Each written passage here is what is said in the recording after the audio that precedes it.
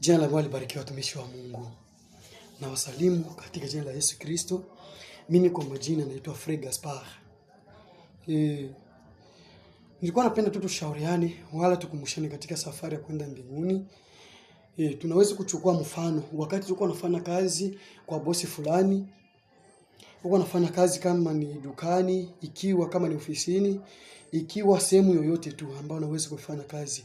Kuko makubaliano ya kusema kwamba mwisho wa mwezi mshahara wako utakuwa kiasi cha pesa wingi fulani. Vile. Lakini wakati utakapoisha mwezi, unamaliza mwezi, unafanya hesabu, unapoteza kila kitu. Nafikiri mwisho wa mwezi utakuwa na malipo yoyote. Ndipo ngisi mimi najua mwisho wa mwezi hawezi kupata mshahara. Na kazi ya Mungu iko hivyo. Kazi ya Mungu nayo ni vile wa ndugu. Wakati unafanya kazi ya Mungu, uifanye ibaki kuwa kazi ya Mungu. Ukipenda kuchanganya kazi ya Mungu na vitu vya ulimwengu, ujue kwamba unaharibu na mwisho wako utapata mshahara hata mmoja. Wakati mwingine Mungu anaweza kubariki, anakupatia kipaji cha uimbaji. Wakati mwingine anaweza kuwa na kazi ndani ya kanisa, huko shemasi, huko mwinjilisti. Sasa ile kazi kwa nafanya kazi ya Mungu ile. Unatoka unaenda kuzini, unatoka unaenda kuiba, unatoka unaenda kufanya vitu ambavyo havieleweki. Wakati mwingine unaweza unajiingiza katika vikundi moja vya wauni, vya majambazi, vya watu ambao hawaeleweki.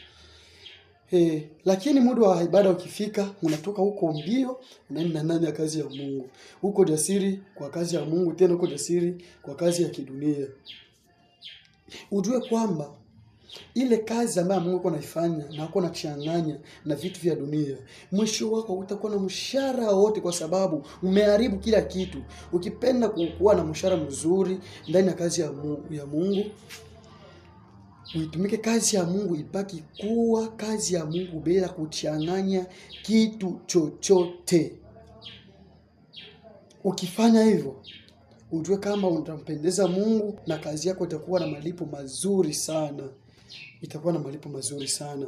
Wakati mwingine utakuwa ndani ya kanisa, huko mwimbaji, unachukia waimbaji wenzako, huko unawasemea vibaya, kuwasegenya, huko unaleta machukizo. Maana uko unafanya vitu moja vieleweki sana. Ujue kama yale kazi ya Mungu, ijapokuwa uko unafanya kazi ya Mungu kwa ujasiri, kwa hii bile tu vitu ambako unaingiza, ujue kama utakuwa na mshahara hata mmoja. Ndio kazi ya Mungu jinsi iko.